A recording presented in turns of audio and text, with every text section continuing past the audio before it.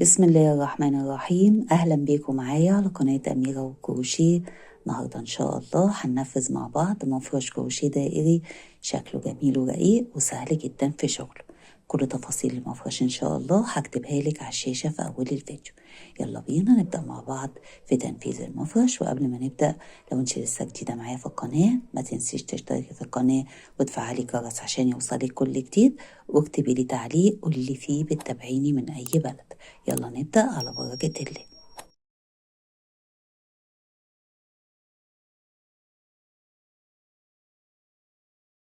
نبدأ بسم الله الرحمن الرحيم. أول حاجة بتعملي عقدة البداية وبتشتغلي 9 سلاسل. 1 2 3 4 5 6 7 8 9. بتدخلي جوه أول سلسلة تقفلي بمنزلقة، تسحبي الخيط وتعديه من على اللفة اللي على الإبرة. السطر الأول عندنا هيبقى عبارة عن 24 غرزة حشو، فهترفعي اللفة كده وتدخلي جوه الحلقة وتاخدي معاكي الخيط تحت الشغل عشان تقفليه بالمرة. تشتغلي أول غرزة حشو، يعني ما ارتفعناش سلسلة، اشتغلنا غرزة الحشو على طول، وبتكمليهم لحد ما يبقى عندك 24 غرزة حشو كده. 1 2 3 4 5 6 7 8. وكل 8 غرز كده بتقربيهم جنب بعض عشان المسافة تكفي. تمام، هتكمليهم 24 غرزة حشو ونيجي نكمل. أنا كده كملتهم 24 غرزة حشو. يبقى السطر الأول عندنا فيه 24 غرزة حشو ومفيش ارتفاع سلسلة. آخر السطر بتقفلي بمنزلقة على غرزة الحشو، مش بتدخلي بقى تحتها، بتدخلي على الطرف الخلفي منها. تمام، تدخلي كده وتسحبي الخيط وتعديه من على اللفة اللي على الإبرة. كده قفلنا بمنزلقة على غرزة الحشو على الطرف الخلفي منها. السطر التاني هنشتغله بغرزة الكلاستر، وهنا غرزة الكلاستر هتبقى من 3 أعمدة والعمود فيها ب3 لفات، هنشتغلها على كل غرزة حشو عمود، فهيبقى عندنا 3 أعمدة. هترتفعي في أول السطر 5 سلاسل. 1 2 3 4 5 باعتبارهم أول عمود ب3 لفات من غرزة الكلاستر اشتغلناه على أول غرزة حشو. تاخدي كده على الإبرة 3 لفات وهندخل على الطرف الخلفي لغرزة الحشو التانية. تمام، هتشتغلي كده عمود، تاخدي منه لفتين لفتين لفتين وتسيبي لفة، تاخدي 3 لفات على الإبرة، وده كده هيبقى تالت عمود معانا باعتبار ان ال5 سلاسل أول عمود. على الطرف الخلفي لغرزة الحشو تشتغلي العمود، تاخدي منه لفتين لفتين لفتين وتسيبي لفة، بيبقى عندنا 3 لفات على الإبرة عشان احنا في أول السطر. بتاخدي كده ال3 لفات مع بعض بسحبة واحدة. دي كده أول غرزة كلاستر معانا من 3 أعمدة متوزعين على كل غرزة حشو عمود. تمام، وبعد ما بنشتغل غرزة الكلاستر بنقفلها وبنشتغل بعدها 9 سلاسل. 1 2 3 4 5 6 7 8 9. السطر كله هيمشي معاكي غرزة كلاستر وبعدها 9 سلاسل. هتاخدي كده 3 لفات على الإبرة وهنشتغل غرزة كلاستر من 3 أعمدة. 1 2 3 على كل غرزة حشو عمود بنسيب منه لفة. هندخل كده على الطرف الخلفي لغرزة الحشو اللي بعدها على طول. تمام، يعني مش هنسيب غرزة حشو. تشتغلي العمود، تاخدي منه لفتين، ناخد 3 لفات على الإبرة. 1 2 3. تشتغلي كده على الطرف الخلفي لغرزة الحشو اللي بعد اللي اشتغلنا عليها العمود التالت، تاخدي من العمود لفتين لفتين لفتين وتسيبي لفة، تاخدي 3 لفات على الإبرة وتروحي على غرزة الحشو اللي بعدها على طول على الطرف الخلفي منها. تشتغلي العمود، تاخدي منه لفتين، تاني لفتين، تالت لفتين وتسيبي لفة على الإبرة، تاخدي 3 لفات على الإبرة وتشتغلي تالت عمود على الطرف الخلفي لغرزة الحشو اللي بعدها على طول، تاخدي لفتين، تاني لفتين، تالت لفتين وتسيبي لفة على الإبرة. هنا بقى هيبقى عندنا 4 لفات على الإبرة عشان لفة أول عمود موجودة. تمام، تاخدي ال4 لفات كده بسحبة واحدة. كده قفلنا غرزة الكلاستر، ودي طريقتها ودي اللي هتتكرر معاكي لحد آخر السطر. بعدها بتشتغلي 9 سلاسل. 1 2 3 4 5 6 7 8 9. هتكرري كده لحد ما توصلي لحد آخر السطر. هيبقى عندك الجزء اللي هو عبارة عن غرزة كلاستر 9 سلاسل متكرر معاكي 8 مرات، وبتقصي بقى الخيط اللي كنتي واخداه تحت الشغل.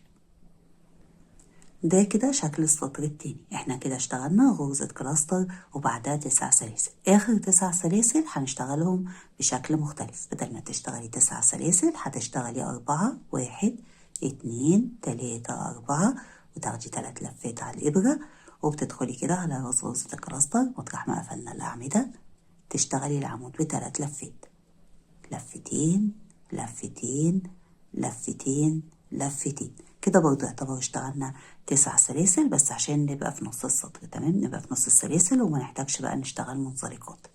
ده كده شكل السطر التاني معانا. الجزء فيه اتكرر 8 مرات. هنعد كده 1 2 3 4 5 6 7 8. يبقى الجزء بيتكرر معانا في السطر 8 مرات.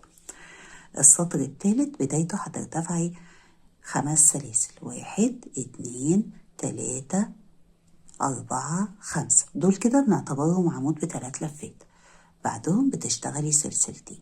احنا عندنا كده اشتغلنا، يعتبر هنشتغل كده ده العمود ابو 3 لفات، ده اخر عمود في الجزء الاول. تمام، احنا عندنا هنا هنشتغل جوه السلاسل. هنشتغل دلوقتي سلسلتين ونكمل الجزء التاني من الجزء. تمام، ونيجي في اخر السطر نكمل. وانا هشتغله معاكي وهشتغل الجزء كمان مره فهيبان معاكي اكتر. يبقى احنا كده اشتغلنا عمود ب3 لفات، وده كده اخر عمود قبل السلسلتين، وبعدين اشتغلنا السلسلتين. تاخدي كده على الابره 3 لفات. هنشتغل جوه السلاسل، يعني تحت العمود ابو 3 لفات هتشتغلي 3 اعمده العمود ب3 لفات. تاخدي عدد لفاته كده على 4 مرات كده عمود. تاخدي 3 لفات على الإبرة وتشتغلي تاني عمود ب3 لفات.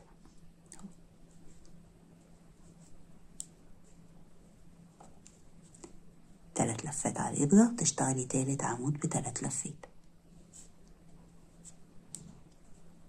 كده اشتغلنا من بعد السلسلتين 3 أعمدة ب3 لفات. هنشتغل عمودين والعمود بلفتين. هتاخدي لفتين 2 على الإبرة وتدخلي كده تشتغلي 2 عمود بلفتين، 1. تاخدي لفتين على الإبرة وتشتغلي 2. كده اشتغلنا 3 أعمدة ب3 لفات، عمودين بلفتين، عمود بلفة، نص عمود، غرزة حشو. ده كده احنا عندنا الجزء بيبقى كامل، اما ده كده نص الجزء بس. ال5 سلاسل دول تالت عمود ب3 لفات. هنيجي في اخر السطر بقى ونكمل. هنكمل بنفس الطريقة بس بالمعكوس، يعني هنبدأ بغرزة الحشو. اللي انا هشتغله معاكي بقى دلوقتي هو اللي هيكرر لحد اخر السطر. جوه كل واحدة من ال9 سلاسل بتشتغلي غرزة حشو، نص عمود، عمود بلف، 2 عمود بلفتين، 1 2. 3 أعمدة والعمود فيها ب3 لفات، 1 2 3. تاخدي 3 لفات على الإبرة وتشتغلي أول عمود ب3 لفات. ناخد عدد لفاته على 4 مرات. تاني عمود ب3 لفات،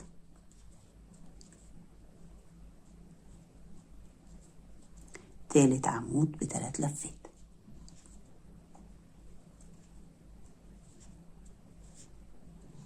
وبعدين سلسلتين. تمام، ده كده الجزء اللي هنيجي نكمله في آخر السطر. يعني احنا كده اشتغلنا تالت عمود بلفتين ب3 لفات وبعديه سلسلتين، واشتغلنا بعد كده الجزء اللي بعده. هنكمل بعد السلسلتين بنفس الطريقة اللي اشتغلناها هنا. يعني هتشتغلي في الأول 3 أعمدة العمود فيها ب3 لفات، 1 2 3.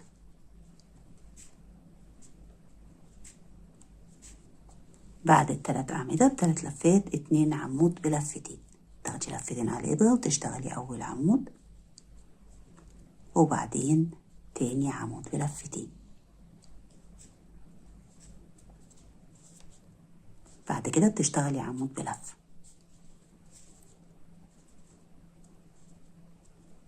وبعدين نص عمود وبعدين غرزة حشو. ده الجزء اللي هيكرر معاكي لحد اخر السطر وبيدينا شكل كده ورقة وردة. تمام، يبقى احنا كده بنشتغل غرزة حشو وبعدين نص عمود، عمود بلفة، 2 عمود بلفتين، 3 عمود ب3 لفات، سلسلتين، ونرجع بقى نشتغل 3 أعمدة ب3 لفات، 2 عمود بلفتين، عمود بلفة، نص عمود، غرزة حشو. هو ده اللي بيتكرر معاكي لحد آخر السطر، وفي آخر السطر هكمل معاكي الجزء اللي كنا بدأناه. الجزء بيتكرر 8 مرات، هتكرري كده لحد الآخر وهاجي أكمل معاكي.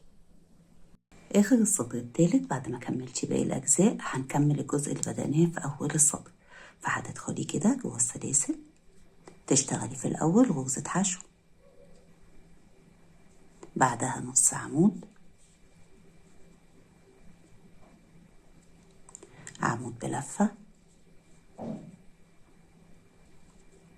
2 عمود بلفتين، 1 2، وهنا المفروض نشتغل 3 أعمدة ب3 لفات. اشتغلنا كده، ده يعتبر العمود التالت اللي هو ارتفاع ال5 سلاسل، فهنشتغل عمودين 2، 1 كده أول عمود ب3 لفات، تاني عمود ب3 لفات،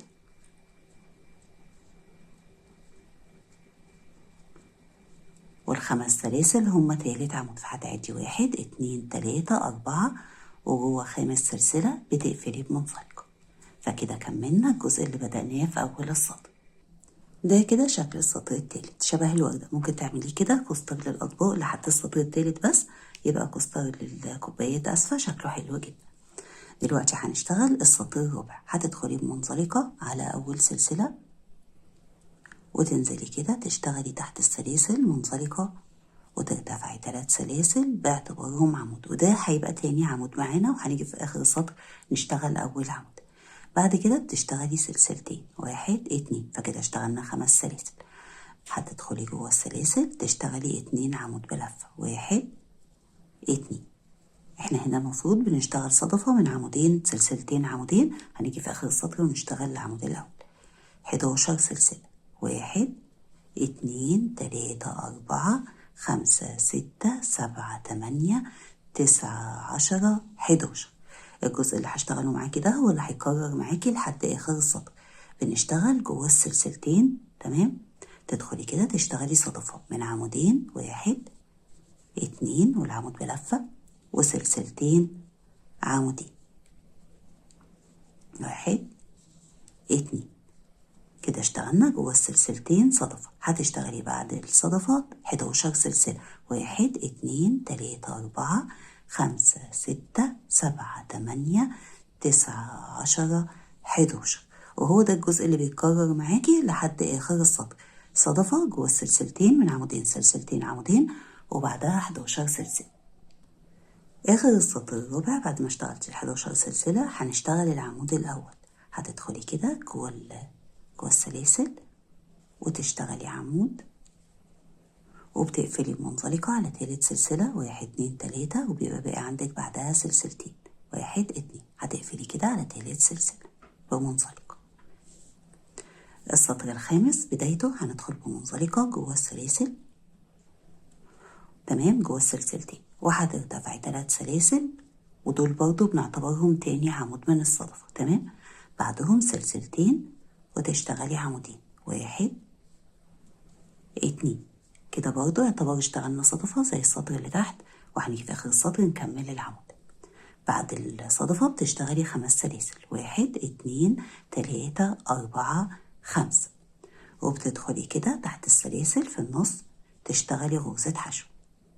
بعد غرزة الحشو هنشتغل بيكو، فبتشتغلي 3 سلاسل وبتدخلي كده بنفس الطريقة كده تحت طرفين غرزة الحشو، تسحبي الخيط وتعديه من على اللفة اللي على الإبرة بمنزلقة. الدايرة الصغيرة دي اسمها بيكو. بعدها 5 سلاسل، 1 2 3 4 5. هو ده اللي بيتكرر معاكي، بيبقى عندك صدفة 5 سلاسل حشو عليها بيكو وبعدين 5 سلاسل. يبقى اللي هيكرر معاكي هو ده. جوه سلسلتين الصدفة اللي تحت بتشتغلي صدفة من عمودين، سلسلتين، عمودين. بعد الصدفة 5 سلاسل، 1 2 3 4 5. تدخلي تحت السلاسل في النص تشتغلي غرزة حشو وعليها بيكو. بعد الحشو بتشتغلي 3 سلاسل وبتقفلي بمنزلقة. تدخلي كده تحت طرفين غرزة الحشو، تسحبي الخيط وتعديه من على اللفة اللي عليها. كده اشتغلنا البيكو. بعدها 5 سلاسل، 1 2 3 4 5. هو ده اللي بيتكرر معاكي لحد آخر السطر. صدفة من عمودين، سلسلتين عمودين، 5 سلاسل، حشو عليها بيكو، 5 سلاسل. هتكرري كده لحد الآخر. آخر السطر الخامس بعد ما اشتغلتي 5 سلاسل، حشو عليها بيكو، وبعدين 5 سلاسل هتشتغلي العمود. هتدخلي كده تحت السلاسل تشتغلي العمود وبتقفلي المنزلقة على تالت سلسلة، ويبقى باقي عندك بعدها سلسلتين. ده هما الفرق ما بين العمودين واللي بعده. السطر السادس هترتفعي 3 سلاسل باعتبارهم عمود اشتغلناه على العمود. هنا عدد الأعمدة هيزيد، تمام. هتدخلي جوه السلسلتين تشتغلي عمود، سلسلتين، عمود. احنا هنا المفروض هيبقى عندنا 3 أعمدة، سلسلتين، 3 أعمدة. هنشتغل بعد كده عمودين على كل عمود عمود، بس هنا بقى هنشتغل العمود على الطرف الخلفي للعمود اللي تحت. زي ما انت شايفة كده عندنا طرفين، بتدخلي على الطرف الخلفي بتدي شكل حلو. لو عايزة تشتغلي على العمود نفسه عادي اشتغل، بس ده كده هيديكي شكل أحلى. هنشتغل على الطرف الخلفي للعمود اللي بعده عمود. فكده اعتبر عندنا عمودين، سلسلتين، 3 أعمدة. هنيجي آخر السطر نشتغل العمود. 9 سلاسل، 1 2 3 4 5 6 7 8 9. يعدوا كده من فوق السلاسل ونروح على الصدفة.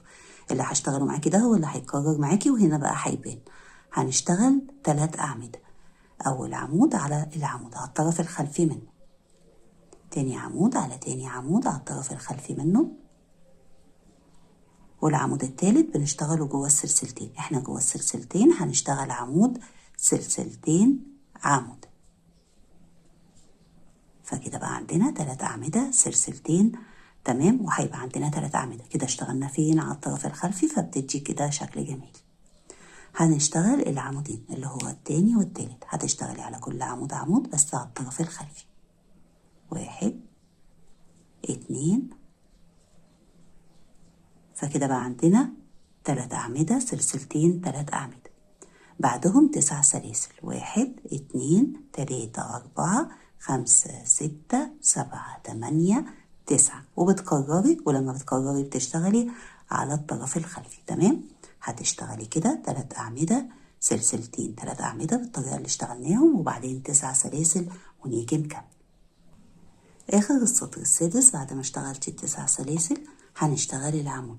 احنا هنا عندنا يعتبر عمودين، هنشتغل العمود الأول هيكملهم 3، فبنشتغلوا فين؟ على الطرف الخلفي. الطرف الخلفي كده الأول عمود بتشتغلي العمود وبتقفلي بمنزلقة على تالت سلسلة من سلسلة الارتفاع. فكده كملت جزء معانا، تمام. السطر السابع بدايته بترتفعي 3 سلاسل باعتبارهم عمود اشتغلناه على تاني عمود، وهتشتغلي عمود على الطرف الخلفي للعمود التالت. جوه السلسلتين بنشتغل عمود، سلسلتين، عمود. عندنا 3 أعمدة، هنشتغل على كل عمود منهم عمود على الطرف الخلفي. يبقى انت عرفتي كده ان احنا هنا بنشتغل على الطرف الخلفي. كده 2 3.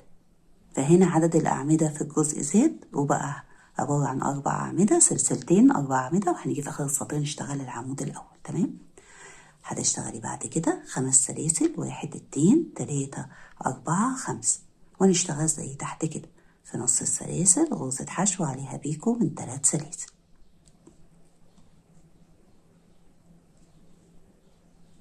بعدها 5 سلاسل، 1 2 3 4 5. ويبدأ الجزء يتكرر معانا. يبقى اللي بيتكرر معاكي عبارة عن 4 أعمدة، سلسلتين، 4 أعمدة. بنشتغل على أول 3 أعمدة على كل عمود عمود، وبنشتغلوا على الطرف الخلفي. 1 2 3 جوه السلسلتين عمود سلسلتين عمود، فكده كملوا 4. هنشتغل السلسلتين والعمود، وده أول عمود من ال4. بعد كده هيبقى عندنا 3 أعمدة بنشتغل على الطرف الخلفي لكل عمود منهم عمود، فكده ده تاني عمود 3 4. فالجزء بقى عبارة عن 4 أعمدة سلسلتين 4 أعمدة. بعد كده بتشتغلي 5 سلاسل 1 2 3 4 5 حشو عليها بيكو في نص السلاسل، كده الحشو 3 سلاسل ونقفل البيكو بمنزلقة،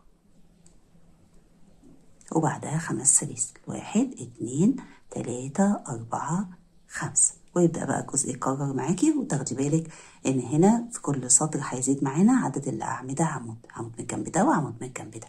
هتكرري كده لحد آخر السطر ونرجع نكمل. آخر السطر السابع بعد ما اشتغلتي ال5 سلاسل بنكمل الجزء اللي بدأناه، فهنشتغل على الطرف الخلفي للعمود عمود، فكده كملوا 4 أعمدة، وبتقفلي بمنزلقة على تالت سلسلة من سلاسل الارتفاع. السطر الثامن بدايته بترتفعي 3 سلاسل باعتبارهم عمود اشتغلناه على العمود، وبتشتغلي عمودين على الطرف الخلفي لكل عمود عمود عمود عمود، فكده بقى عندنا 3 أعمدة.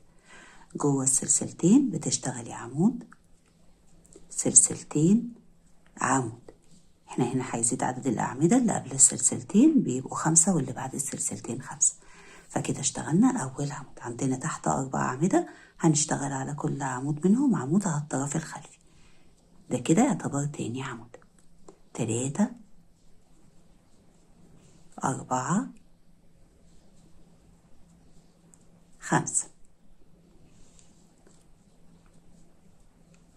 تمام. هنيجي في آخر السطر ونكمل العمود الأول.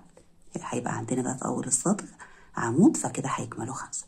هتشتغلي 9 سلاسل 1 2 3 4 5 6 7 8 9 9 سلاسل، ونشتغل بداية الجزء اللي هيتكرر معانا هو ده. هيبقى عندنا 5 أعمدة، عندنا تحت 4 أعمدة هنشتغل على كل عمود عمود على الطرف الخلفي. 1 2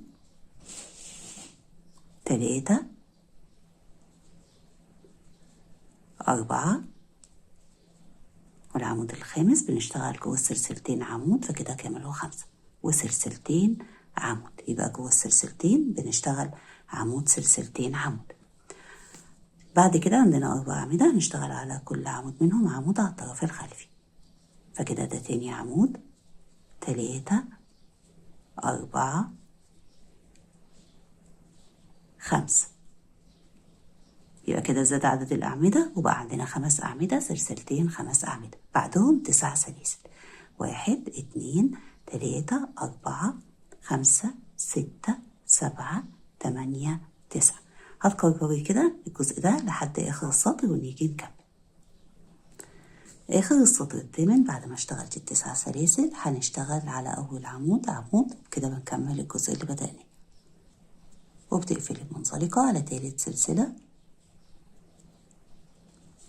تمام. ده كده شكل السطر الثامن. السطر التاسع بدايته بترتفع 3 سلاسل باعتباره عمود اشتغلناه على تاني عمود، وبعد كده بنشتغل 3 أعمدة على كل عمود عمود على الطرف الخلفي.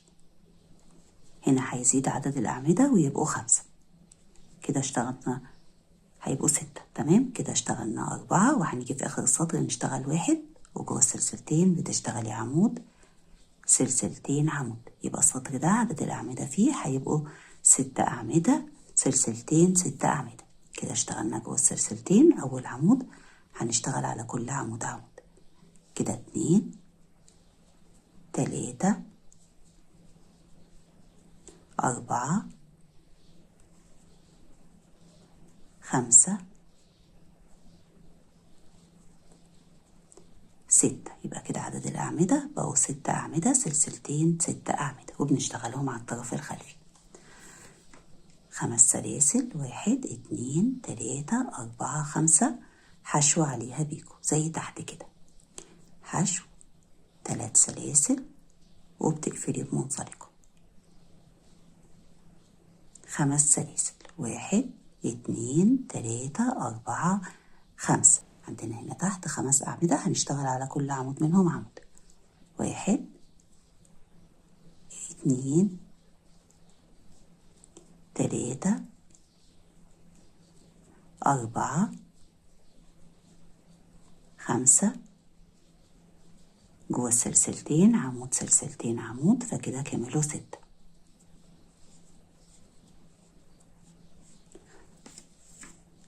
هنشتغل على ال5 أعمدة على كل عمود عمود، فكده ده تاني عمود معانا. كده 3 4 5 6. يبقى كده 6 أعمدة، سلسلتين 6 أعمدة، بعدهم 5 سلاسل، 1 2 3 4 5. حشو عليها بيكو،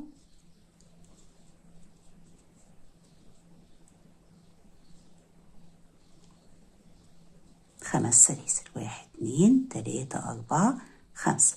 هتكرري كده لحد آخر السطر. آخر السطر التاسع بعد ما اشتغلتش 5 سلاسل حشو عليها بيكو 5 سلاسل، هنشتغل العمود وتقفلي بمنزلقة على تالت سلسلة. السطر العاشر هيبقى الجزء فيه عبارة عن 7 أعمدة، سلسلتين 7 أعمدة وبعدهم 11 سلسلة، فأنا هشتغل معاكي الجزء ده وانت هتكرري. تمام؟ هترتفعي 3 سلاسل بعتبرهم عمود وبتشتغلي على كل عمود عمود على الطرف الخلفي. ده كده تاني عمود. 3 4 5. جوه السلسلتين عمود، كده 6. وبنيجي في آخر السطر نشتغل أول عمود، فكده هيبقوا 7 سلسلتين. جوه السلسلتين عمود. تمام؟ يبقى احنا دايما جوه السلسلتين بنشتغل عمود سلسلتين عمود زي تحت كده، وبعد كده بنشتغل على ال6 أعمدة على كل عمود عمود على الطرف الخلفي. كده 2 3 4 5 6 7. فالجزء بقى عبارة عن 7 أعمدة، سلسلتين 7 أعمدة وبعدهم بنشتغل 11 سلسلة. 1 2 3 4 5 6 7 8 9 10 11. يبقى هنا عدد السلاسل بقى 11 عشان ده كده آخر سطر في الرسمة دي. تمام؟ بقى عبارة عن 7 أعمدة، سلسلتين 7 أعمدة. هتكرري كده 7 أعمدة، سلسلتين 7 أعمدة، 11 سلسلة لحد آخر السطر، وبنشتغل دايما على الطرف الخلفي. آخر السطر العاشر بعد ما اشتغلتي ال11 سلسلة الأخيرة هتشتغلي العمود على أول عمود على الطرف الخلفي، بتشتغلي العمود وتقفلي المنزلقة على تالت سلسلة من سلاسل الارتفاع. وده كده شكل السطر العاشر. السطر ال11 بدايته هتبدأ معانا من على العمود السابع، فهندخل بمنزلقات لحد السابع عمود، وهنشتغل المنزلقات على الطرف الخلفي برضه. منزلقة 2 3 4 والمنزلقة ال5 على سابع عمود. هيبدأ معنا السطر من على سابع عمود، وهنيجي في آخر السطر نكمل الجزء على أول عمود. تمام؟ هنا هنشتغل عمود بلفتين، فهترتفعي 4 سلاسل، 1 2 3 4 باعتبارهم عمود بلفتين. وبعد كده هنشتغل فوق العمود بلفتين ده غرزة كلاستر من 3 أعمدة بلفتين. ففي الأول هتشتغلي 4 سلاسل، 1 2 3 4 ودول بيعتبروا أول عمود بلفتين. تاخدي لفتين على الإبرة وهتدخلي على ربع سلسلة، 1 2 3 على الرابعة تشتغلي عمود بلفتين، تاخدي منه لفتين لفتين وتسيبي لفة. بعد كده هتاخدي لفتين وعلى نفس السلسلة تدخلي جواها كده تشتغلي تاني عمود بلفتين، 1. ناخد عدد لفاته على مرتين ونسيب لفة على الإبرة. هنا ده يعتبر تالت عمود معانا. تمام؟ فعندنا 3 لفات هناخدهم ال3 مع بعض بسحبة واحدة. هتاخدي لفتين على الإبرة وعلى نفس العمود السابع على الطرف الخلفي بتشتغلي عمود بلفتين. فكده احنا اشتغلنا عمود بلفتين، غرزة كلاستر من 3 أعمدة بلفتين باعتبار ان ال4 سلاسل أول عمود، وبعدين عمود بلفتين على العمود السابع. تاخدي لفتين على الإبرة، وعلى أول عمود من السبعة اللي بعدهم اللي بعد السلسلتين هتشتغلي برضو عمود بلفتين، وفوق العمود بلفتين غرزة كلاستر من 3 أعمدة بلفتين. أول عمود منهم ارتفاع 4 سلاسل، 1 2 3 4. تاخدي لفتين على الإبرة، وهنا بقى هنشتغل العمودين على العمود، فهتدخلي كده على طرفين العمود أبو لفتين، تشتغلي عمود بلفتين، تاخدي منه لفتين لفتين وتسيبي لفة، وبعدين تاخدي لفتين على الإبرة وتدخلي في نفس المكان كده، تشتغلي عمود بلفتين، تاخدي منه لفتين لفتين وتسيبي لفة، وبعدين بتاخدي 3 لفات مع بعض، تاخدي لفتين على الإبرة وعلى نفس العمود الأول على الطرف الخلفي منه بتشتغلي عمود بلفتين. ده كده بيبقى الشكل عندك، عمود بلفتين، غرزة كلاستر، عمود بلفتين على أول عمود من السبعة. على العمود السابع يعني الأخير، يعني بنشتغل على العمود الأول وعلى العمود الأخير اللي هو السابع، هتشتغلي برضه على الطرف الخلفي عمود بلفتين وعليه غرزة كلاستر من 3 أعمدة بلفتين. أول عمود منهم 4 سلاسل، 1 2 3 4. تاخدي لفتين على الإبرة وبتدخلي كده تشتغلي العمودين على الطرفين مع بعض كده، تشتغلي عمود بلفتين، تسيبي منه لفة على الإبرة، وبعدين تاني عمود بلفتين وتسيبي منه لفة على الإبرة. عندنا 3 لفات بتاخديهم ال3 مع بعض كده، قفلنا غرزة الكلاستر. بعد غرزة الكلاستر بتاخدي لفتين على الإبرة وعلى الطرف الخلفي للعمود السابع، يعني في نفس المكان اللي اشتغلنا عليه العمود بتشتغلي عمود بلفتين. فده كده بيبقى الشكل عندك. احنا هنا الجزء بيبقى عليه 4 من العمود بلفتين، غرزة كلاستر، عمود بلفتين. أول واحدة فيهم هنيجي نشتغلها في آخر السطر فهيكمل معانا الجزء. هتشتغلي بعد كده 4 سلاسل، 1 2 3 4 وغرزة حشو جوه السلاسل، 1 2 3 4، ويبدأ الجزء يتكرر معاكي. أنا هشتغله معاكي مرة وانت بتكرريه هو. احنا عندنا هنا الجزء بيتكرر 8 مرات، كل جزء هيبقى فيه العمود بلفتين، غرزة كلاستر، عمود بلفتين متكررين 4 مرات. أول عمود بتشتغليه على أول عمود بلفتين، هتشتغلي عمود بلفتين على أول عمود على الطرف الخلفي، فوقيه غرزة كلاستر، فهتشتغلي 4 سلاسل باعتبارهم أول عمود، وبعدين بتشتغلي عمودين، بتسيبي من كل عمود منهم لفة على الإبرة.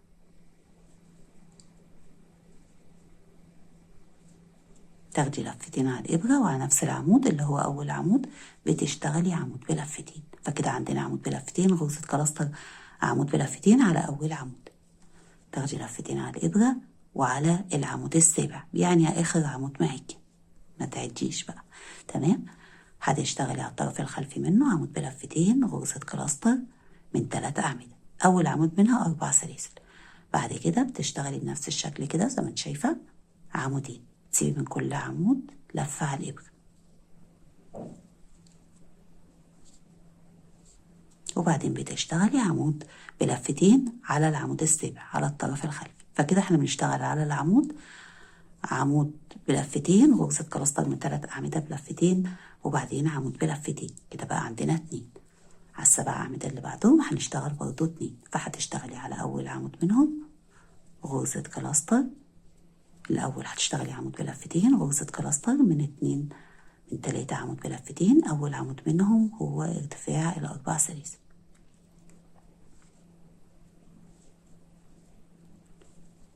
يبقى احنا بنسيب من العمودين من كل عمود لفة على الإبرة، بيبقى عندنا 3 بناخدهم مع بعض بسحبة واحدة.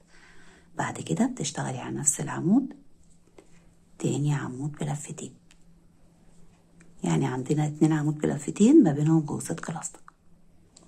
كده فاضل واحدة، جزء كده كرر 1 2 3 هيتكرر للمرة الرابعة، والجزء عبارة عن عمود بلفتين،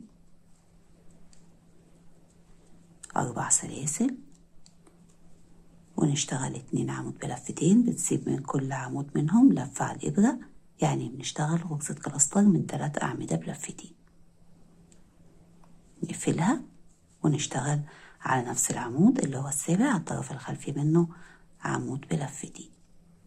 فكده زي ما انت شايفة الجزء بيتكرر معانا 1 2 3 4، كل جزء عليه 4 أجزاء فوق.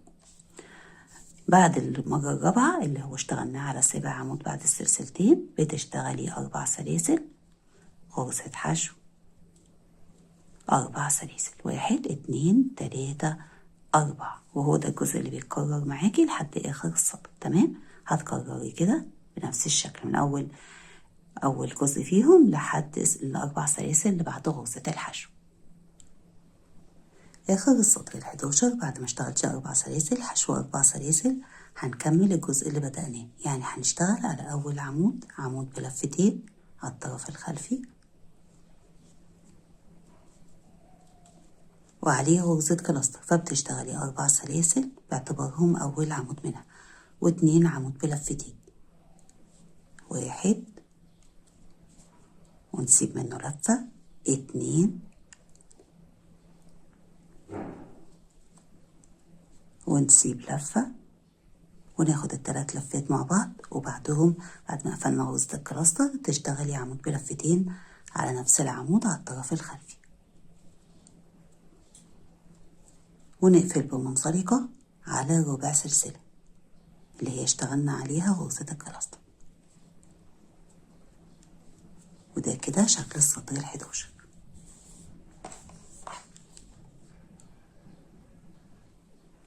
السطر ال12 هيبقى طريقته زي السطر ال11 بالظبط، بس هيبقى الاختلاف ان العمود هيبقى ب3 لفات، وغرزة الكلاستر هتبقى من 4 أعمدة والعمود فيها ب3 لفات. يعني هتبقى عمود ب3 لفات، غرزة كلاستر من 4 أعمدة والعمود ب3 لفات، وبعدين عمود ب3 لفات. هترتفعي في الأول 5 سلاسل، 1 2 3 4 5، ودول بنعتبرهم عمود ب3 لفات. تمام، وده العمود اللي بعد غرزة الكلاستر، هنيجي في آخر السطر ونكمل. تمام، هتاخدي على الإبرة 3 لفات باعتبارهم ايه بقى، هنشتغل عمود ب3 لفات.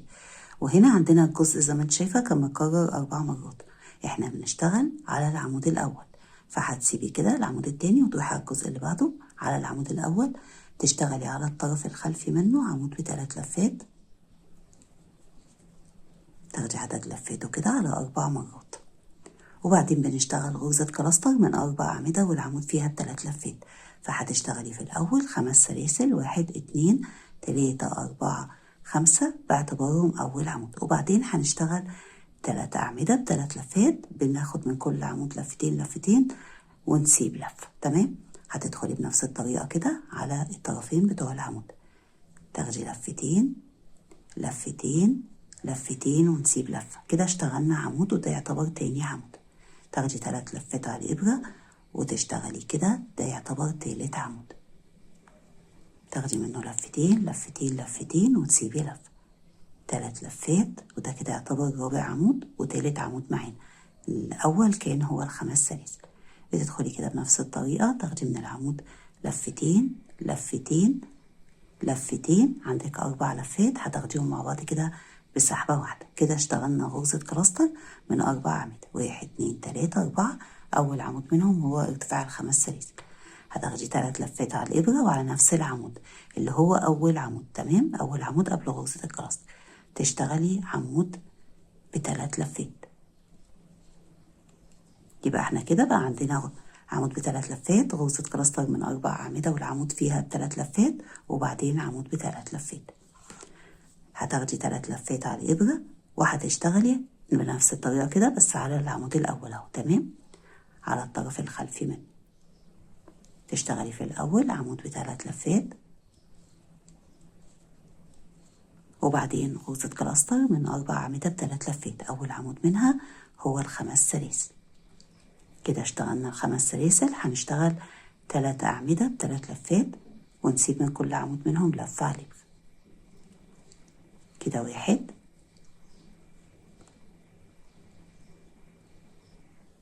2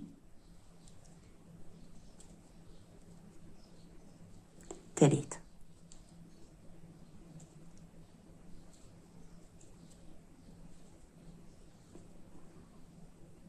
ناخد اللفات مع بعض كده، قفلنا غرزة الكلاستر، نرجع تاني على نفس العمود على الطرف الخلفي منه نشتغل عمود ب3 لفات، ناخد لفتين لفتين لفتين لفتين، يعني بناخد عدد لفاته على 4 مرات.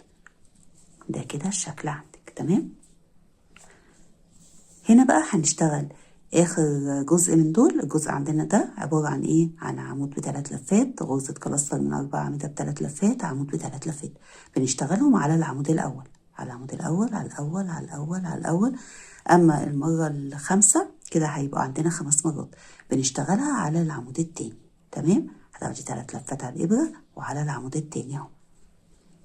يعني في اخر جزء معانا اللي هو قبل السلاسل اشتغلنا على العمود الاول وعلى العمود التاني، اما الباقي بنشتغل على الاول بس.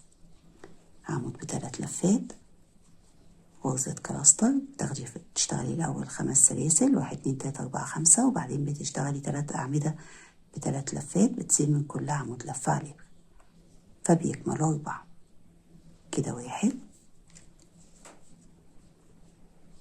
2 3.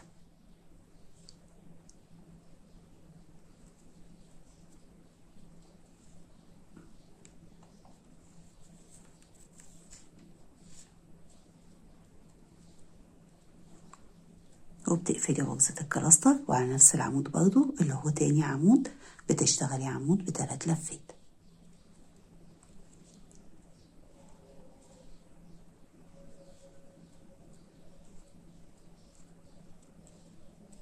تمام. ده كده الشكل عندك. احنا هنا هنيجي في اخر السطر وبتشتغلي على العمود الاول، وبعدين هنكمل على العمود الاول اللي بعده الغرزة، يعني هنشتغل عمود ب3 لفات، غرزة كلاستر، ونقفل السطر. انت كده عرفتي شكل الغرزة. عشان مطولش عليكي الفيديو، انت دلوقتي هتشتغلي على العمود الاول نفس الغرزة اللي هي عبارة عن عمود ب3 لفات، غرزة كلاستر من 4 أعمدة ب3 لفات. اول عمود منهم هو ال5 سلاسل، وبعدين على نفس العمود على الطرف الخلفي عمود ب3 لفات. هتكرري كده 1 2 3 4، والمرة الخامسة بتشتغليها على تاني عمود. انا هشتغل واجي اوريكي الشكل عندك، تبصي كده وتكرري. تمام. ده كده الشكل لما اشتغلت الجزء. تمام. يبقى احنا عندنا الجزء اهو. تمام. فوقيه بقى عندنا 5 من العمود ب3 لفات، غرزة كلاستر من 4 أعمدة ب3 لفات، عمود ب3 لفات. أول جزء بنشتغله على أول عمود. تمام. التاني بنشتغله على أول عمود من الجزء اللي بعده. التالت بنشتغله على أول عمود من الجزء اللي بعده.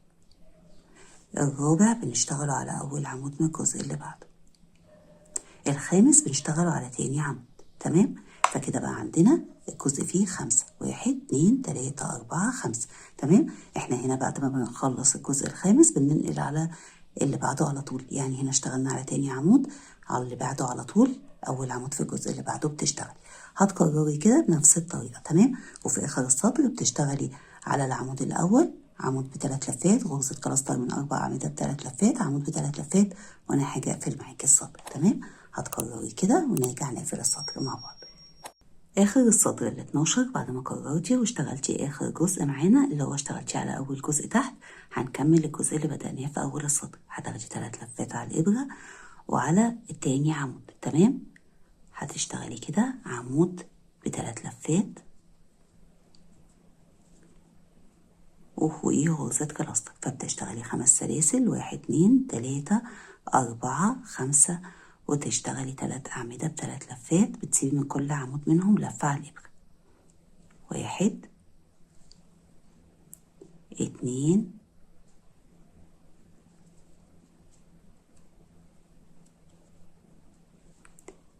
3.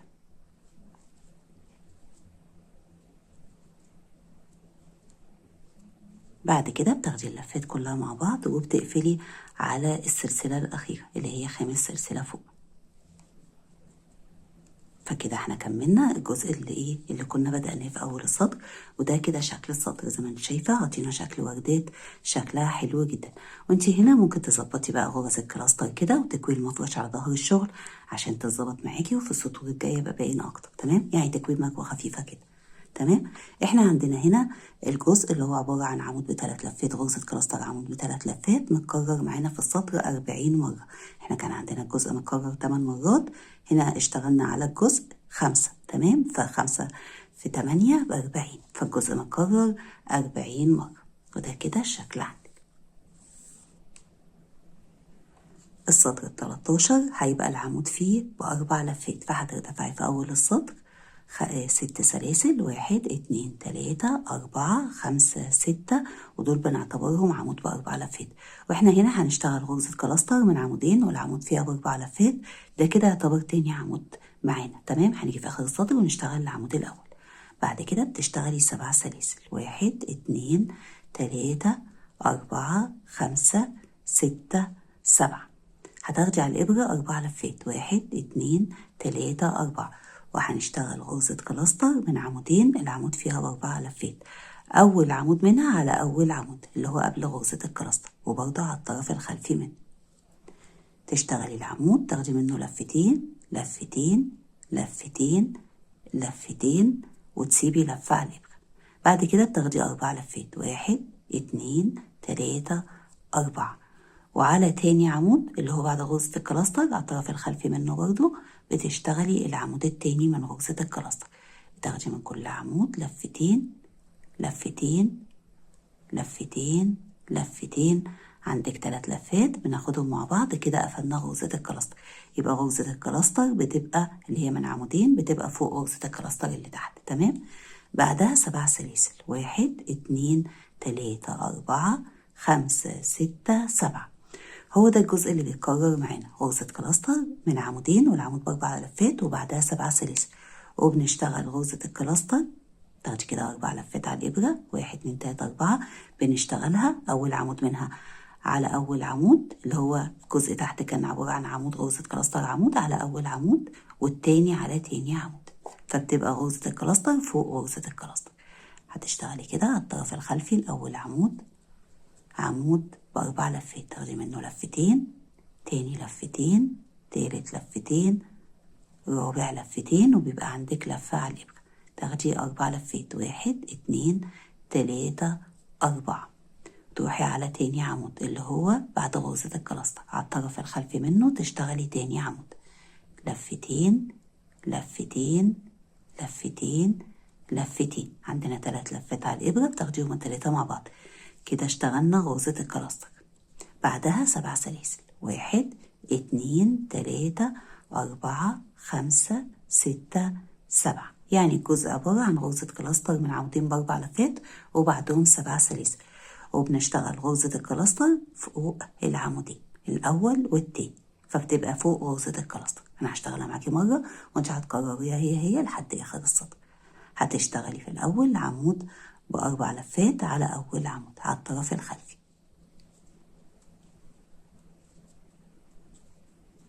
تسيبي منه لفة على الإبرة وتاخدي 4 لفات، وعلى العمود التاني اللي هو بعد غرزة الكلاستر على الطرف الخلفي تشتغلي تاني عمود، تاخدي منه لفتين لفتين لفتين لفتين، وتسيبي لفة، وبعدين بتاخدي اللفات مع بعض كده اشتغلنا غرزة كلاستر. بعدها 7 سلاسل، 1 2 3 4 5 6 7، هتكرري كده لحد آخر السطر، غرزة كلاستر من عمودين ب4 لفات، أول عمود على أول عمود وتاني عمود على تاني عمود اللي هو بعد غرزة الكلاستر، وبعدها 7 سلاسل. هتكرري كده لحد الآخر. آخر السطر 13 بعد ما اشتغلتي ال7 سلاسل هنشتغل العمود الأول من غرزة الكلاستر، فهتاخدي 4 لفات على الإبرة، وعلى أول عمود على الطرف الخلفي بتشتغلي عمود ب4 لفات وتسيبي منه لفة على الإبرة، لفتين، تاني لفتين، تالت لفتين، رابع لفتين، وبنسيب لفة على الإبرة. وهنعد من تحت كده 6 سلاسل، 1 2 3 4 5 6، وندخل جوه 6 السلسلة دي نقفل بمنزلق، نعدي كده من على اللفتين اللي على الإبرة. كده قفلنا غرزة الكلاستر، وده كده شكل السطر عبارة عن غرزة كلاستر من عمودين ب4 لفات وبعدين 7 سلاسل، وهنا برضو اتكرروا 40 مرة. في السطر ده كده خلصت معانا الغرز اللي عايزة تركيز، يعني لو انت لسه مبتدئة خلص معانا كده الغرز اللي هي فيها شغل، واللي جاي كله هيبقى سهل. هنا بقى السطر كله هيبقى عبارة عن جوه ال7 سلاسل دول هنشتغل 8 أعمدة. ففي الأول هتدخلي بمنزلقة على أول سلسلة وتنزلي كده تحت السلسلة، تعملي منزلقة تحت السلاسل وترتفعي 3 سلاسل، 1 2 3، ودول بيعتبروا أول عمود من 8. بعد كده هنشتغل 7 أعمدة. 1 2 3 4 5 6 7 وبارتفاع ال3 سلاسل، فكده بقوا 8. 1 2 3 4 5 6 7 8. هندخل جوه ال7 سلاسل اللي بعدهم نشتغل برضو 8 أعمدة. السطر كله هيمشي معاكي جوه ال7 سلاسل 8 أعمدة. هتدخلي كده وتشتغلي 8 أعمدة. 1 2 3 4 5 6 7 8. وده اللي هيكرر معاكي لحد آخر السطر. جوه كل واحدة من ال7 سلاسل هتشتغلي 8 أعمدة لحد آخر جزء. بتشتغلي 8 أعمدة جوه آخر 7 سلاسل، وهنيجي نقفل السطر مع بعض. آخر السطر ال14 بعد ما كررتي واشتغلتي آخر 8 أعمدة بتقفلي بمنزلقة على تالت سلسلة من سلاسل الارتفاع. ده كده شكل السطر ال14، واحنا عندنا ال8 أعمدة مكررين 40 مرة. السطر ال15 احنا هنا هنبدأ نشتغل بقى الجزء اللي هو هيبقى زي كنار كده، تمام؟ فهنشتغله على 2 من ال8 أعمدة. فالجزء في السطر الجاي هيتكرر معانا في السطر 20 مرة. كان تحت 40، هنا هيبقى 20. والسطور الجاية الجزء كله الجزء في السطر كله بيتكرر 20 مرة، تمام؟ يبقى احنا هنا عندنا الجزء هنشتغله على 2 من ال8 أعمدة. هنبدأ من على رابع عمود. 1 2 3 4. فهندخل بمنزلقة كده يعتبر على تاني عمود، ومنزلقة على التالت، ومنزلقة على الرابع. كده اشتغلنا كام منزلقة؟ 4 منزلقات لحد ما وصلنا لرابع عمود. 1 2 3 4. وبنعمل منزلقات على الطرف الخلفي. هترتفعي سلسلة باعتبارها غرزة حشو اشتغلناها على رابع عمود، وهنا هنشتغل 11 غرزة حشو. السلسلة دي أول غرزة حشو منهم، وهنشتغل غرز الحشو على الطرف الخلفي. فهتشتغلي كده دي تاني غرزة حشو، 3 4 5 6 7 8 9 10 11. كده اشتغلنا على 16 عمود. سيبنا أول 3 أعمدة، وفي آخر 8 أعمدة اللي هما تاني 8 أعمدة هيبقى عندك عمودين مش هتشتغلي عليهم. يبقى كده اشتغلنا بارتفاع السلسلة 11 غرزة حشو على الطرف الخلفي زي ما انت شايفة كده، تمام؟ سيبنا أول 3 أعمدة وبدأنا من على رابع عمود، وانتهينا على 6 عمود في ال8 أعمدة رقم 2. بعد ال11 غرزة حشو بتشتغلي 7 سلاسل. 1 2 3 4 5 6 7. هو ده الجزء اللي بيتكرر معاكي. أنا هشتغله معاكي مرة وانتي هتكرريه لحد آخر السطر. هتسيبي أول 3 أعمدة، 1 2 3، وابتداء من على الرابع بتشتغلي 11 غرزة حشو على كل عمود غرزة حشو على الطرف الخلفي. 1 2 3 4 5 6 7 8 9 10 11. وهيبقى باقي عندك عمودين. يبقى كده اشتغلنا على 16 عمود. سيبنا أول 3 أعمدة وابتدأنا من على الرابع اشتغلنا 11 غرزة حشو على الطرف الخلفي، وبيبقى عندنا عمودين مش بنشتغل عليهم. بعد ال11 غرزة حشو 7 سلاسل. 1 2 3 4 5 6 7. بتكرري الجزء ده اللي هو 11 غرزة حشو 7 سلاسل لحد آخر السطر، وأنا هاجي أشتغل معاكي آخر 7 سلاسل عشان القفلة هتبقى مختلفة، تمام؟ يبقى هنا الجزء هيتكرر معاكي 20 مرة. هتكرري كده لحد الآخر. آخر السطر ال15 بعد ما كررتي واشتغلتي ال11 غرزة حشو، هنا بدل ما هنشتغل 7 سلاسل هتشتغلي 3 سلاسل، 1 2 3، ونقفل بعمود بلفتين. تاخدي لفتين على الإبرة وعلى السلسلة، هتدخلي كده على السلسلة تشتغلي عمود ايه بلفتين، يعني كده يعتبر قفلنا على غرزة الحشو. فكده برضو 7 سلاسل، بس بقينا ايه في نص السلاسل، لما نشتغل مش هنحتاج نشتغل منزلقات. السطر ال15 بدايته هترتفعي 3 سلاسل باعتبارهم عمود، وبعدهم تشتغلي 3 سلاسل، ودول الفرق ما بين العمود واللي بعده. يعني كده اشتغلنا 6 سلاسل، 3 سلاسل عمود و3 سلاسل فرق. تمام. هتاخدي لفة على الإبرة وهتدخلي كده على الطرفين بتوع العمود تشتغلي عمود. فكده يعتبر اشتغلنا على ربع سلسلة عمود، 3 سلاسل عمود، عمود بلفة. تمام. بعد كده بتشتغلي 3 سلاسل، 1 2 3، وهنا هيقلوا معانا عدد غرز الحشو ويبقوا 9.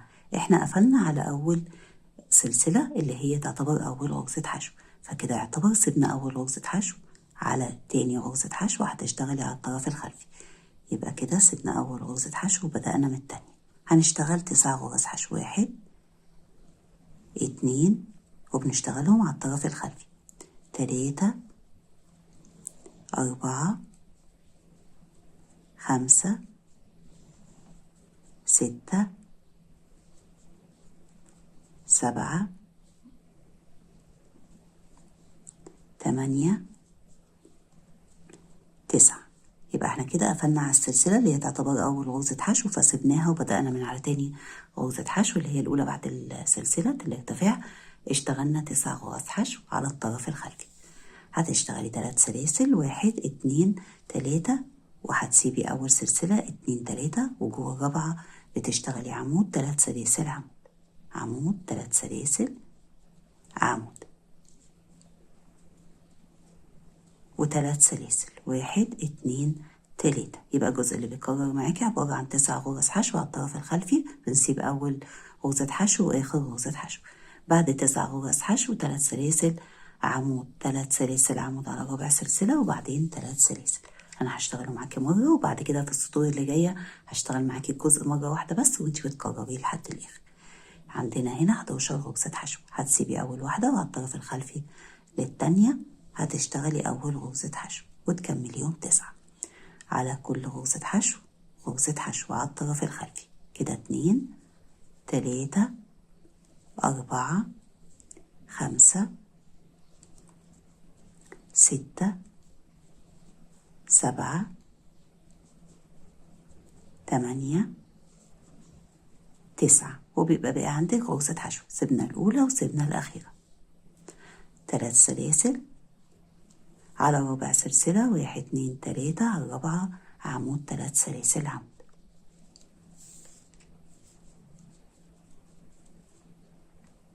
بعد العمود 3 سلاسل عمود اللي بنشتغلهم على ربع سلسلة بتشتغلي 3 سلاسل، 1 2 3، وتبدأي تكرري. يبقى السطر عبارة عن 9 غرز حشو على الطرف الخلفي، 3 سلاسل عمود، 3 سلاسل عمود على ربع سلسلة، وبعدين 3 سلاسل. هتكرري كده لحد الآخر. آخر السطر ال16 بعد ما كررتي واشتغلتي 9 غرز حشو بتشتغلي 3 سلاسل، 1 2 3، وبتقفلي بمنزلقة على تالت سلسلة اللي بنعتبرها عمود، 1 2 3. فكده اعتبر قفلتي على العمود، وكده بقى عندنا عمود، 3 سلاسل عمود. السطر ال17 هنشتغل على العمود عمود. هترتفعي 3 سلاسل باعتبارهم عمود اشتغلناه على العمود. بعد كده بتشتغلي سلسلتين، 1 2، هتدخلي جوه ال3 سلاسل تشتغلي عمود، 3 سلاسل، 1 2 3 عمود. يبقى جوه ال3 سلاسل بنشتغل عمود، 3 سلاسل عمود، سلسلتين، وعلى العمود بنشتغل عمود. وهنا برضه هنشتغل على الطرف الخلفي، تدخلي على الطرف الخلفي للعمود تشتغلي عليه عمود. تمام. فكده بقى عندنا عمود، سلسلتين، عمود، 3 سلاسل عمود، سلسلتين عمود، 3 سلاسل، 1 2 3. هيقلوا عدد غرز الحشو هيبقوا 7، فبنسيب أول واحدة وبنشتغل على الطرف الخلفي لتاني واحدة غرزة حشو وبنكملهم 7. كده 2 3 4 5 6 7. نقول بقى الجزء بيبتدي معانا من أول ال7 غرز حشو. بعد ال7 غرز حشو بتشتغلي 3 سلاسل، وبتشتغلي على الطرف الخلفي للعمود عمود، وبعدين سلسلتين.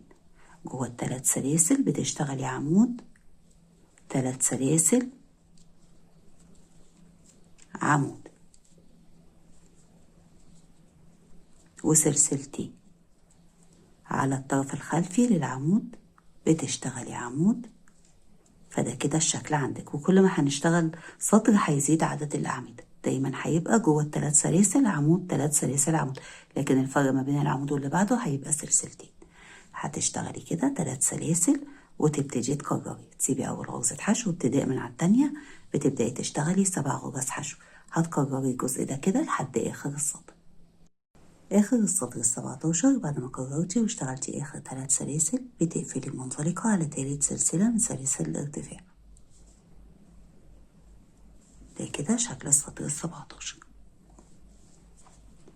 السطر ال18 بدايته بترتفعي 3 سلاسل باعتبارهم عمود اشتغلناه على أول عمود، سلسلتين على عمود على تاني عمود، وبنشتغله على الطرف الخلفي. يبقى احنا هنا بنشتغل على الطرف الخلفي دايما، سلسلتين وبتدخلي جوه ال3 سلاسل تشتغلي عمود، 3 سلاسل عمود، عمود و3 سلاسل عمود. بعد العمود سلسلتين وبتشتغلي على العمود عمود على الطرف الخلفي، وبعده سلسلتين 1 2 وعمود على الطرف الخلفي للعمود اللي بعده. فده كده بيبقى الشكل عندك. بيبقى عندك قبل ال3 سلاسل 3 من العمود، 1 2 3 ما بين كل عمود واللي بعده سلسلتين، وبعد ال3 سلاسل 1 2 3 من العمود ما بين كل عمود واللي بعده سلسلتين. هتشتغلي بعد كده 3 سلاسل 1 2 3، وهنا هيقل عدد غرز الحشو ويبقوا 5، فهتسيبي أول غرزة حشو وتشتغلي ابتداء من على التانية 5 غرز حشو على كل غرزة حشو وغرزة حشو على الطرف الخلفي. كده 2 3 4 5. بعد ال5 غرز حشو 3 سلاسل 1 2 3، وبتبدأي تكرري. هو ده اللي بيتكرر معاكي الجزء ده. ولما بتكرري بدل ارتفاع ال3 سلاسل بتشتغلي عمود على الطرف الخلفي وبعده سلسلتين، فبيبقى عندك 3 من العمود ما بين كل عمود واللي بعده سلسلتين، وبعدين 3 سلاسل و3 من العمود ما بين كل عمود واللي بعده سلسلتين، 3 سلاسل 5 غرز حشو و3 سلاسل. هتكرري الجزء ده كده لحد آخر السطر، وفي آخر السطر بتشتغلي بعد ال5 غرز حشو 3 سلاسل. آخر السطر ال18 بعد ما كررتي واشتغلتي ال3 سلاسل اللي بعد غرز الحشو هتقفلي منزلقة على تالت سلسلة من سلاسل الارتفاع. ده كده شكل السطر ال18. السطر ال19 بدايته هترتفعي 3 سلاسل باعتبارهم عمود اشتغلناه على أول عمود، وبعده سلسلتين. على الطرف الخلفي لتاني عمود بتشتغلي عمود وسلسلتين.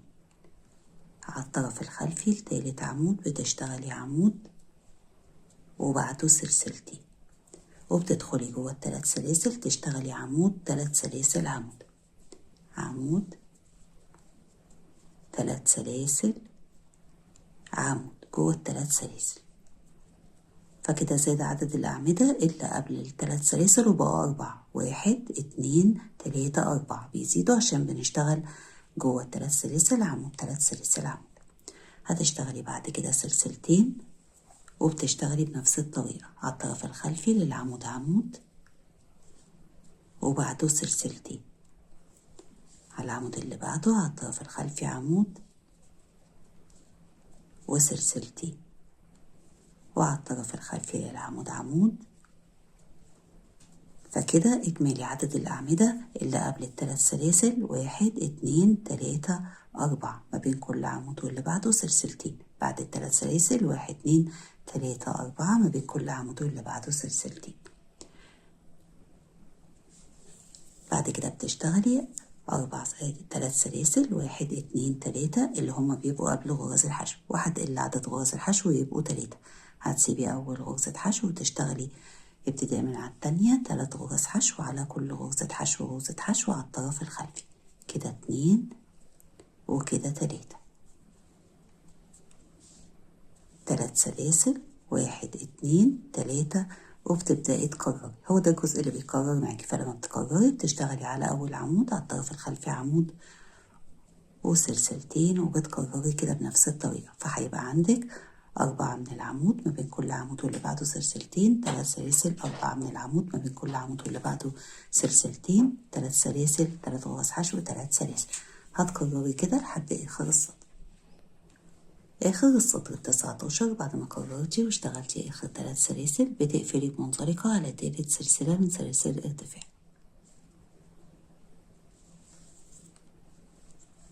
السطر 20 بنشتغل بنفس الطريقة كده، بترتفعي 3 سلاسل باعتبارهم عمود اشتغلتي على أول عمود وسلسلتين على الطرف الخلفي لتاني عمود عمود وسلسلتين على الطرف الخلفي لتالت عمود عمود وسلسلتين على الطرف الخلفي لرابع عمود عمود وسلسلتين.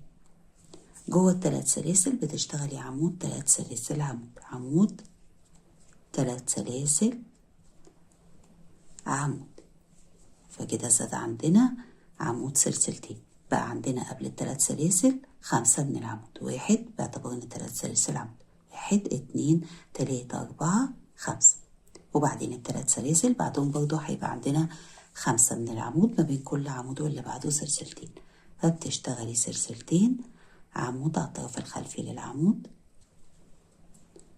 سلسلتين عمود على الطرف الخلفي للعمود، سلسلتين عمود على الطرف الخلفي للعمود، سلسلتين عمود على الطرف الخلفي للعمود. فكده عندنا من قبل التلات سلاسل 5 من العمود 1 2 3 4 5، ومن بعدهم 5 1 2 3 4 5 وما بين كل عمود واللي بعده سلسلتين.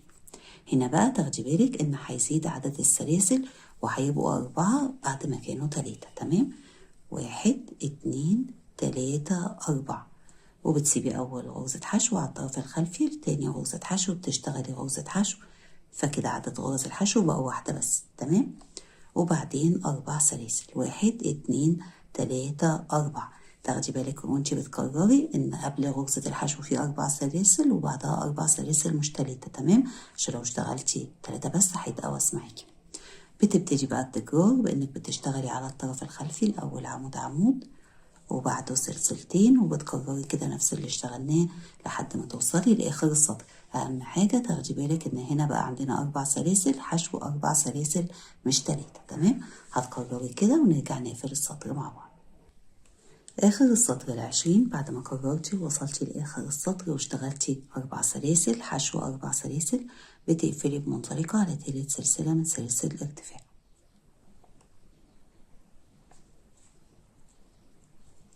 ده كده شكل السطر 20، واحنا كده وصلنا للسطر الاخير، يعني السطر 21 ده هيبقى اخر سطر معاكي في المفرش. فهنشتغله بغرز حشو عليها بيكو بالطريقة اللي هتشوفيها. جوه السلسلتين هتدخلي كده وتشتغلي غرزة حشو، فوق غرزة الحشو هنشتغل غرزة بيكو من 3 سلاسل، فبتشتغلي 3 سلاسل وبتقفلي البيكو بغرزة حشو مش منسلقة، تدخلي كده على الطرفين بتوع غرزة الحشو وتسحبي الخيط وتقفلي على اللفتين مع بعض. كده قفلنا غرزة البيكو بغرزة حشو. ترجعي تاني تدخلي جوه السلسلتين تشتغلي غرزة حشو، يبقى احنا اشتغلنا جوه السلسلتين غرزة حشو عليها بيكو وبعدين غرزة حشو، وده اللي بيتكرر معاكي جوه كل واحدة من السلسلتين. احنا هنا عندنا 4 من السلسلتين 1 2 3 4 وبعدين واحدة من ال3 سلاسل. هتشتغلي جوه كل واحدة من السلسلتين حشو 3 سلاسل وتشتغلي البيكو بانك بتقفلي كده، بتدخلي جوه اللفتين وتسحبي الخيط وتشتغلي غرزة حشو. كده اشتغلنا غرزة البيكو قفلناها بحشو، ترجعي تدخلي تاني جوه السلسلتين تشتغلي غرزة حشو. فده كده بيبقى الشكل عندك، بتدي شكل جمالي لنهاية المفرش. دي كده اسمها غرزة بيكو، وهنا بنقفلها بالحشو. تدخلي جوه السلسلتين رقم 3 تشتغلي غرزة حشو بيكو من 3 سلاسل، وبنقفلها بالشكل اللي انت شايفاه ده كده بغرزة الحشو، وترجعي تاني تشتغلي غرزة الحشو جوه السلسلتين رقم 4 تشتغلي غرزة حشو 3 سلاسل، وبعدين بتشتغلي غرزة الحشو اللي بتقفلي بيها البيكو وغرزة حشو. فعندنا هنا 1 2 3 4 من الحشو بيكو حشو.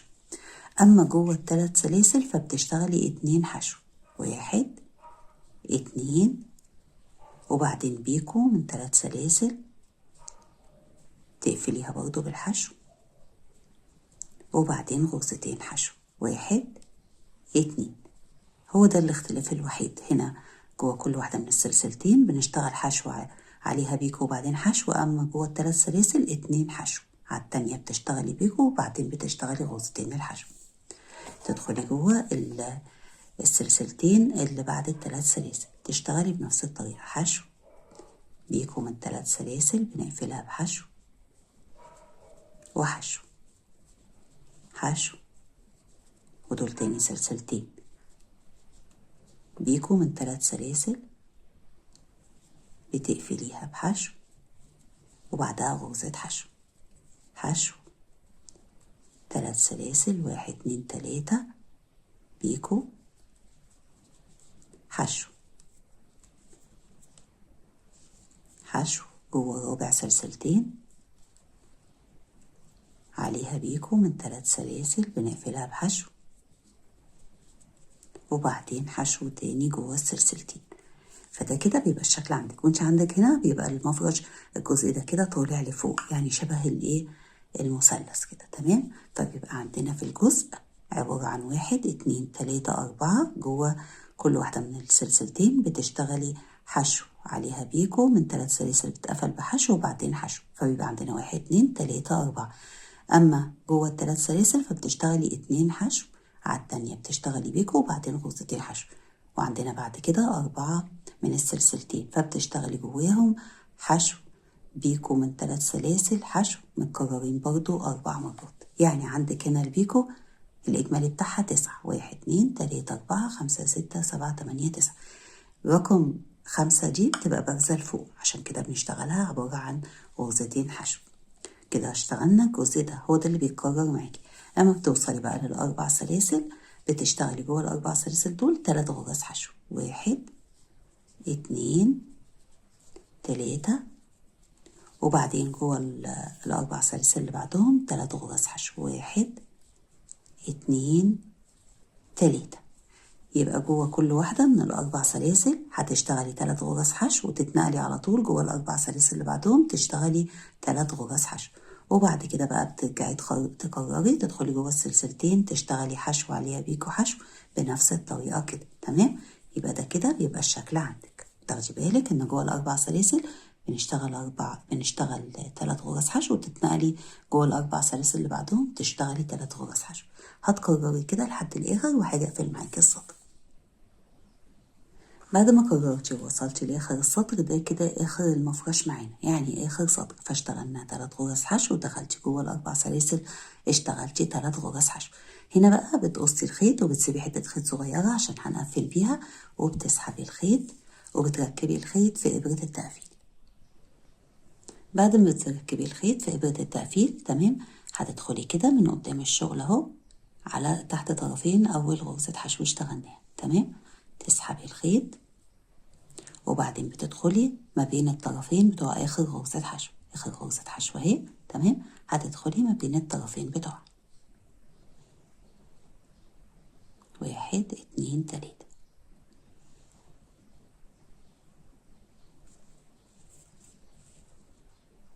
بعد كده بتظبطي الشغل بالطريقة دي عشان يبقى كله كده الخط شبه بعضه، وبإبرة التقفيل بتقفليه تحت غرز الحشو كويس وبتقصي. هتدخليه بالشكل ده كده تحت غرز الحشو تحت غرز الحشو كلها عشان يبقى ثابت معاكي.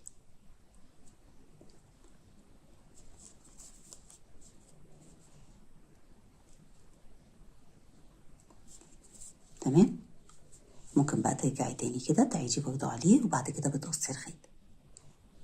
بعد بقى ما بتخلصي المفرش وبتقفليه تمام بتكوي كده بمكوى خفيفة على ظهر الشغل، ولما بتكويه بترفعي كده الجزء ده لفوق تمام عشان يبقى عالي معاكي، او انك بتنشيه زي ما انت عايزة تكويه لو الخيط معاكي ماسك نفسه، اما لو الخيط هش فبتنشيه بيبقى ماسك نفسه معاكي اكتر. تمام.